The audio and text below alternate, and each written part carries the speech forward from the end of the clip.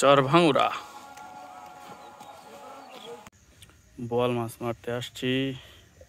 মাছ মারার আদার টাদার শেষ, মোটামুটি শেষ, কিছু নাই।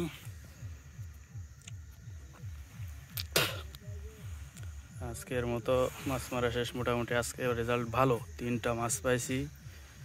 তো মাছ 3টা আমাদের বাধা আছে, তো দেখি কি অবস্থা মাছ 3টা।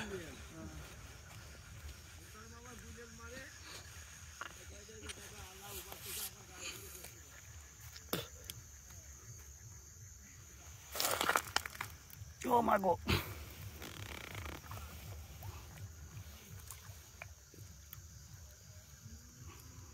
তিনটা মাছ আছে।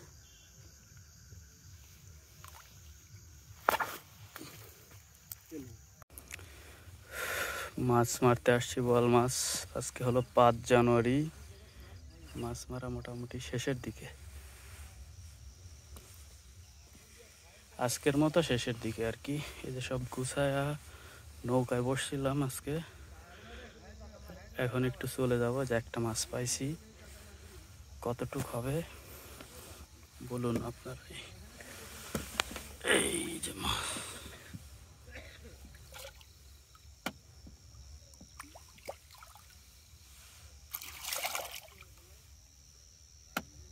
এক কেজি প্লাস।